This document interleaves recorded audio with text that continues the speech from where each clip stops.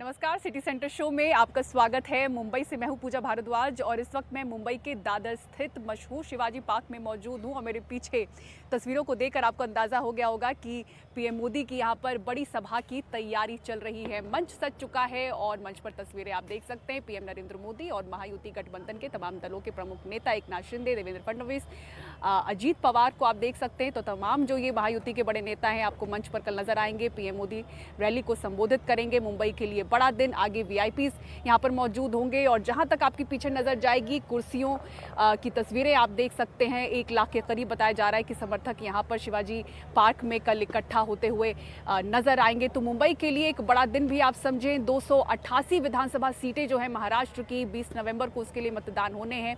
1 हफ्ते का समय रह गया है और उसके पहले धुआंधार तरीके से रैलियां, सभाएं हो रही हैं। तमाम जो बड़े नेता हैं महाराष्ट्र में अलग अलग दौरे पे पहुंच रहे हैं और पीएम मोदी कल मुंबई में होंगे। तो मुंबई की बात करें, ये सभा देर रात होगी। उसके लिए तैयारियां इस तरह से भी हैं कि 14 मार्गों को वहां पर यातायात को प्रतिबंधित कर दिया गया है। सुबह 10 बजे से लेकर रात के 12 बजे तक दूसरे विकल्प शुरू हैं। महाराष्ट्र में बात करें तो पीएम मोदी की 10 सभाएं इस तरह से हो रही हैं। 7 सभाएं हो चुकी हैं। 3 सभा कल महाराष्ट्र में, संभाजीनगर में, रायगढ़ में और फिर मुंबई में होने वाली है। तो ये जो सभा है महायुति की, जिसको पीएम मोदी संबोधित करेंगे, ये बहुत बड़ी मुंबई के नज़र से रहने वाली है क्योंकि 36 विधानसभा सीटें हैं यहाँ पर और वहाँ पर कोशिश होगी इस सभा के जरिए मतदाताओं में जोश भरने की। तो इस तरह से 20 नवंबर को जो मतदान है उसके पहले धुआंधार तरीके से रैलियाँ तो हो रही हैं, लेकिन ज़मीन पर भी अलग तरीके से प्रचार हो रहा है। 6 पार्टियां हैं इस बार। बहुत ही कंफ्यूजन है वोटरों में, इसलिए भी क्योंकि 2 अलग अलग गठबंधन और 3-3 पार्टियां दोनों ही गठबंधनों में, इसलिए वोटर्स तक पहुंचने के लिए साइलेंट प्रचार भी हो रहा है। गैर सरकारी, गैर सियासी जो संस्थाएं हैं जमीन पर वो मौजूद हैं। एक तरफ महाविकास अघाड़ी के लिए मुस्लिम मतदाताओं को जोड़ने की कोशिश हो रही है इन संस्थाओं के जरिए, तो दूसरी ओर महायुति के लिए हिंदू मतदाताओं को किस तरह से दिखाते हैं आपको मुंबई से इस विशेष रिपोर्ट में। महाराष्ट्र में जंग 2 गठबंधनों के बीच है और दिलचस्प है इन गठबंधनों के लिए हो रहे ऐसे गुपचुप प्रचार। अपने लोगों को बोलिए अपने घर से निकलिए, सुबह से 6 बजे तक का टाइम रहता है, उसको जितना हो सके आपको वोटिंग करने के लिए। कांग्रेस, उद्धव गुट शिवसेना और शरद पवार की एनसीपी के उम्मीदवारों के लिए 100 से ऊपर गैर सियासी, गैर सरकारी संस्थाएं, एनजीओ वोट मांग रही हैं। करीब 15,000 एक्टिव वॉलंटियर्स वाली संस्था अंजुमन महाराष्ट्र में मुस्लिम मतदाताओं को प्रभावित करने के लिए सक्रिय रूप से काम कर रही है। उनसे महाविकास अघाड़ी का समर्थन करने का आग्रह कर रही है। ऐसी और कई संस्थाएं मैदान में घर घर घूम रही हैं। ओवरऑल आप देखेंगे ना तो ज़्यादातर जो हमारे मेंबर हैं, जो हमारे जितने भी ओहदेदार हैं हमारे ऑफिस के, ये लोग इंडिया गठबंधन को ही चाहते हैं कि इंडिया गठबंधन जो है जो उसके साथ में ही रहना चाहते हैं ये लोग। हमारे जहाँ तक मेरा अपना ओपिनियन है कि ये लोग चाहते हैं कि इंडिया गठबंधन आए और अच्छा हुकूमत करे, सबके लिए इंसाफ करे। सबसे पहले मुसलमान समुदाय की बात नहीं करेंगे। जितने भी लोग ये हैं शांति पसंद जो लोग हैं, मैं उनकी बात करूँगा। वो सब लोग चाहते हैं कहीं ना कहीं सेव होना, हिंदुस्तान को सेव करना। तो हिंदुस्तान को सेव कैसे किया जाएगा, इस पे हम लोग काम कर रहे हैं। हिंदुस्तान आगे कैसे बढ़ेगा, इस पे हम लोग को काम करना है। तो हम लोग वो काम कर रहे हैं और ये क्लियर बोलना हमारा ठीक नहीं है कि हम इंडिया गठबंधन के लिए काम कर रहे हैं या उसको हम वोट देने जा रहे हैं, ऐसा नहीं है। हमारा कैंडिडेट कैसा होगा, कैंडिडेट को देख के एकदम कैंडिडेट को पूरा फोकस है, इशूज़ पे पूरा फोकस है। कैंडिडेट को देखना सबसे पहले क्या होता है, कैंडिडेट अगर आपका अच्छा है तो आपके इशूज़ पे वो काम करेंगे। कैंडिडेट अच्छा नहीं है आपका तो वो काम नहीं करेंगे। हमारी संस्था का सबसे बड़ा रोल ये है कि हर विधानसभा के एतबार से जो लोग बेहतरीन कैंडिडेट हैं, हमारे उस एरिया का विकास कर सकते हैं, हम तमाम लोगों के लिए, पूरे उस एरिया के वासियों के लिए कुछ बढ़िया कर सकते हैं, हम लोग उसका सपोर्ट कर रहे हैं। और हम लोग ये बताने की कोशिश कर रहे हैं कि आप उसी मतलब के कैंडिडेट का चुनाव करें या उसको वोट दें जो आपके इलाके के लिए आपका विकास कर सके, आपके बच्चों के एजुकेशन पे काम कर सके, उस पर आप वोट करें। ये हमारा सबसे पहला ये है। वहीं लोकसभा चुनाव में बुरा प्रदर्शन देख चुकी बीजेपी, शिंदे शिवसेना और अजित पवार गुट एनसीपी वाली महायुति के लिए राष्ट्रीय स्वयंसेवक संघ, विश्व Hindu Parishad, art of living जैसी संस्थाएं भी डोर टू डोर पहुंच रही हैं। विधानसभा चुनाव के लिए दोनों ही पक्ष समर्थन जुटाने और अपने अपने मतदाता आधार को सुरक्षित करने के लिए हर संभव प्रयास कर रहे हैं। महाराष्ट्र में करीब 10,000 वॉलंटियर वाली आर्ट ऑफ लिविंग संस्था हर रोज नुक्कड़ नाटक के जरिए मतदाताओं तक पहुंच रही है।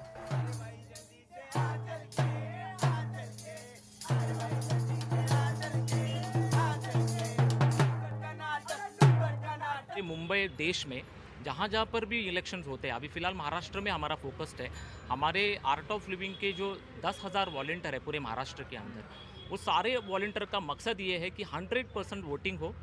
और हमारे हज़ारों वॉलंटियर पूरे महाराष्ट्र में इस समय पिछले जब से इलेक्शन अनाउंस हुए हम महाराष्ट्र के अंदर वोटिंग परसेंटेज बढ़ाने के लिए काम कर रहे हैं। तो ये अपना जो स्टैंड है इन वोटर्स के सामने निष्पक्ष तौर पे कैसे रख पाते हैं कि हम किसी पार्टी की तरफ से नहीं आए हैं? हम यही चाहते हैं कि सब लोग अपना वोट का अधिकार पूरा अपनाए और 100% वोटिंग करे।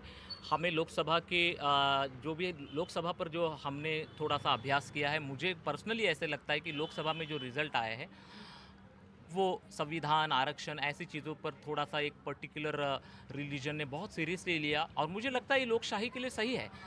हर एक को अपना अधिकार है अपनी तरीके से लोगों को वोट करने का। लेकिन मुझे लगता है कि थोड़ा हरियाणा के रिजल्ट के बाद थोड़ा नैरेटिव सेट हुआ है महायुति के फेवर में। एमवीए समर्थित एनजीओ और आरएसएस के बीच टकराव मूलतः विचारधाराओं का है।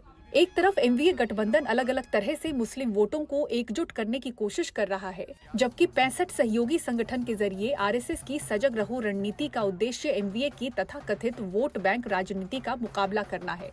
महाराष्ट्र की महालड़ाई में ये तस्वीर भी अनोखी है, जहां सियासी जंग में गैर सियासी गैर सरकारी संस्थाओं को भी वोटरों के घर जाना पड़ रहा है। मुंबई से कैमरामैन महेश हलवाई के साथ पूजा भारद्वाज, एनडीटीवी इंडिया।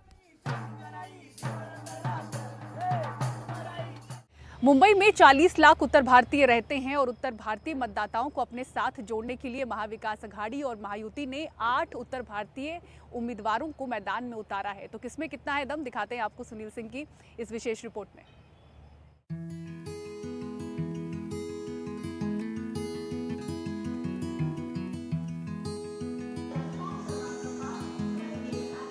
मायानगरी की लाइफलाइन में 40 लाख लोग देश के उत्तरी हिस्से से बसे हैं।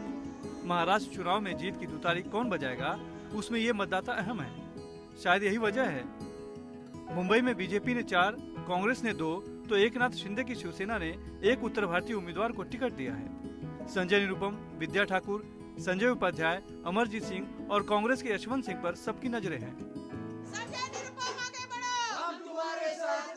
दिंडोसी से शिवसेना बनाम शिवसेना की लड़ाई है। शिवसेना शिंदे से कांग्रेस छोड़कर आए संजय निरुपम तो शिवसेना उद्धव से मौजूदा विधायक सुनील प्रभु।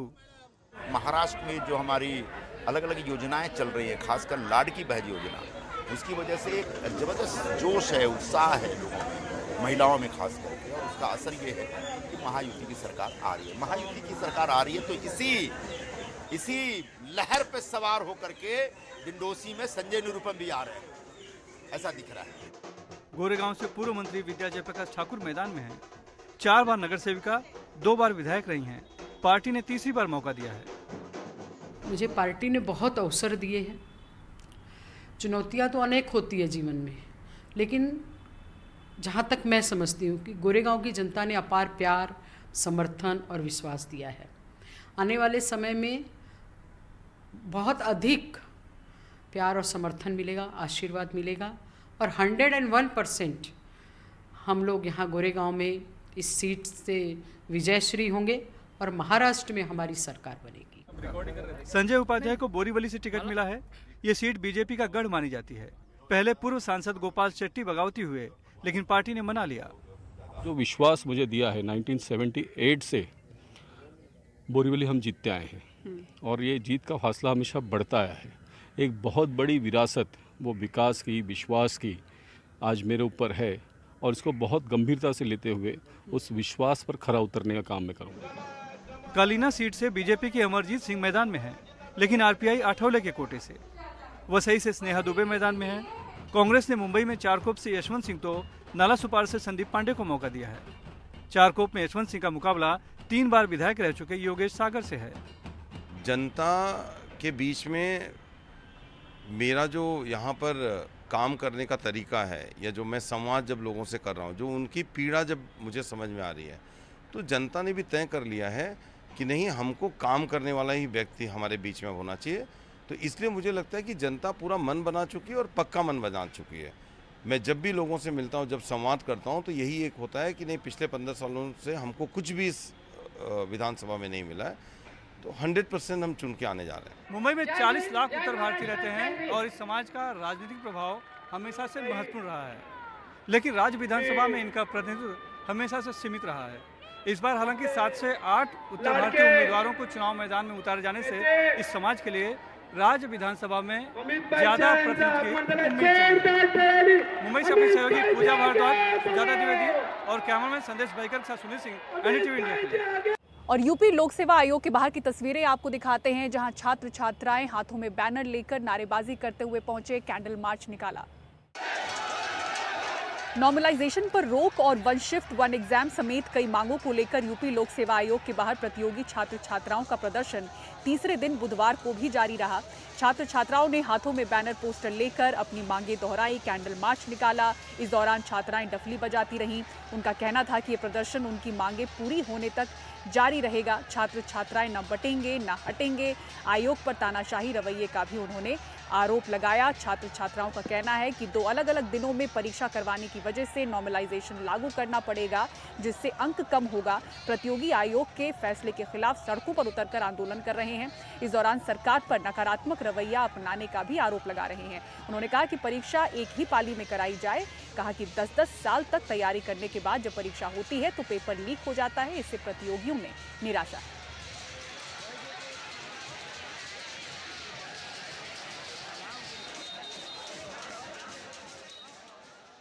पीसीएस और आरओ की परीक्षा के 2 दिन और नॉर्मलाइजेशन फॉर्मूला के साथ कराए जाने के आयोग के फैसले के खिलाफ लोक सेवा आयोग के दफ्तर के बाहर सोमवार सुबह से शुरू हुआ छात्रों का प्रदर्शन तीसरे दिन भी जारी रहा। सोमवार, मंगलवार और उसके बाद बुधवार तक लगातार आयोग के दफ्तर के बाहर छात्र बैठे रहे और छात्र नारेबाजी करते रहे। छात्रों का कहना है कि सरकार ने 2 अलग-अलग दिनों में अलग-अलग शिफ्ट्स में परीक्षा कराने और उसका नतीजा नॉर्मलाइजेशन के फॉर्मूले से निकालने का जो फैसला किया है, छात्र इसके खिलाफ हैं क्योंकि ये पूरा फैसला ही गलत है। छात्र बार बार कह रहे हैं कि सरकार 1 डे 1 शिफ्ट और नो नॉर्मलाइजेशन का जो छात्रों की मांग है उसको पूरा कर दे और छात्र आयोग के सामने से हट जाएंगे। लेकिन फिलहाल सरकार ने भी प्रेस रिलीज जारी करके साफ कहा है कि ये जो फैसला है ये एक वैज्ञानिक तरीका है नॉर्मलाइजेशन का। सुप्रीम कोर्ट में भी इस मामले पर सुनवाई हो चुकी है और विशेषज्ञों की राय के आधार पर ये जो फॉर्मूला है इस फॉर्मूला को लागू किया गया है और साथ ही छात्रों के हितों को देखते हुए पूरी परीक्षा नकल विहीन हो, शुचितापूर्ण हो और पारदर्शी हो, ये सुनिश्चित करने के लिए सरकार ने जो सेंटर्स हैं उन सेंटर्स को, जो सबसे बेहतर सेंटर थे, जो सबसे सुरक्षित सेंटर्स थे, उन सेंटर्स को चुना है। इस बीच छात्र कभी ड्रम पीटकर तो कभी टीन पीटकर और कभी कैंडल मार्च निकाल करके आंदोलन कर रहे हैं। कुछ छात्र, जिनमें 3 छात्रों को पुलिस ने गिरफ्तार भी किया और आरोप ये है कि ये छात्र ना होकर के आंदोलन के बीच में राजनीति करने आए हुए ऐसे लोग थे जिनको पुलिस ने चिन्हित किया और चिन्हित करने के बाद इनके खिलाफ एफआईआर लिखा। एक एफआईआर पोस्टर फाड़ने को लेकर के भी है। एक प्राइवेट कोचिंग सेंटर के संचालक का पोस्टर लगा हुआ था जिसको छात्रों ने फाड़ दिया और छात्रों के इस कार्रवाई को लेकर के भी एक एफआईआर पुलिस ने दर्ज किया है। तो लगातार 3 दिन से आंदोलन जारी है और इस बात की संभावना है कि छात्र चौथे दिन भी आयोग के दफ्तर के सामने डटे रहेंगे। लखनऊ से रणवीर, एनडीटीवी इंडिया।